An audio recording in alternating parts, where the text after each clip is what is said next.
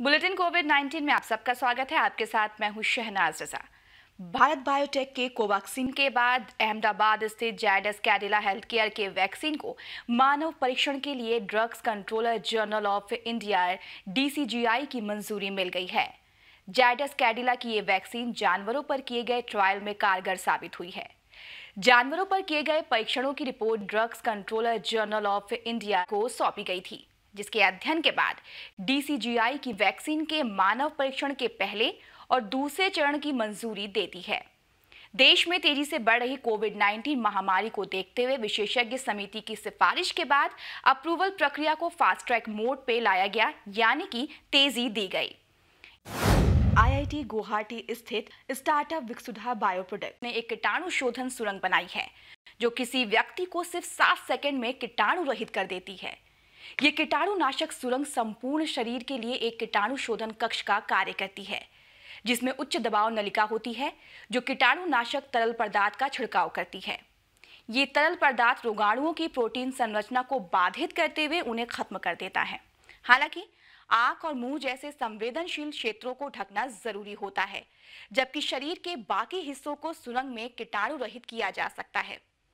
Nozzle का उपयोग करने से जिस प्रकार की धुंध बनती है, उसके चलते स्प्रे केवल नोजल के करीब ही नहीं बल्कि पूरे शरीर पर समान रूप से वितरित होता है।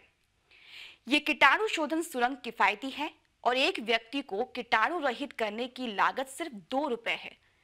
इंसानों के अलावा ऑनलाइन डिलीवरी पैकेजों को भी आसानी से सुरंग में ले जाकर कीटाणु रहित किया जा सकता है।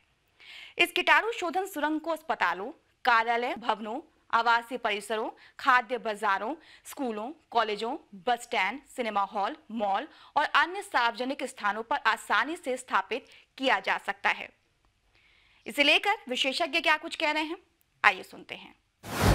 डिसइंफेक्टेड टनल है, वो टनल बेसिकली सॉल्यूशन के ऊपर based on, so it spread the mist form of disinfectant इसी का अंदर, टनल का अंदर वो जाएगा। तो एनी आइटम, कोई एक आइटम और कोई पीपल्स, कोई मैन और बैग, लगेज, सब कुछ अंदर जाएगा तो वो डिसइंफेक्टेंट हो जाएगा।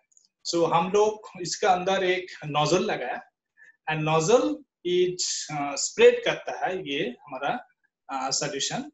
सो these items can be, ये यूज हो सकता है स्टेशन में, स्कूल में, कॉलेज में और रेलवे स्टेशन जहाँ बड़ा बड़ा बैगेज लागेज ये आता है, तो इसी के अंदर ये यूज हो सकता है। रेडी है, हम लोग जो एक बड़ा कंपनी जो रेलवे का ये बनाता है, दिल्ली बेस्ड आइटम बनाता है, उसके साथ रेडी है। हम लोग बल्क रेट में इवन 500,000 पीस भी हम लोग विद इन 2-3 डेज ये हम लोग दे सकते हैं।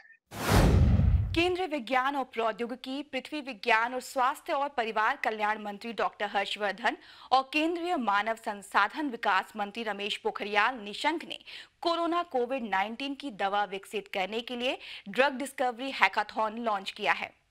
All India council for technical education यानी कि AICTE और वैज्ञानिक तथा औद्योगिक अनुसंधान परिषद CSIR ने संयुक्त रूप से ये पहल की है।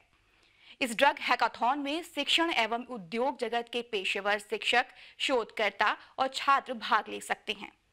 इसमें 3 ट्रैक होंगे। पहला ट्रैक मुख्य रूप से दवा के प्रारूप पर काम करेगा।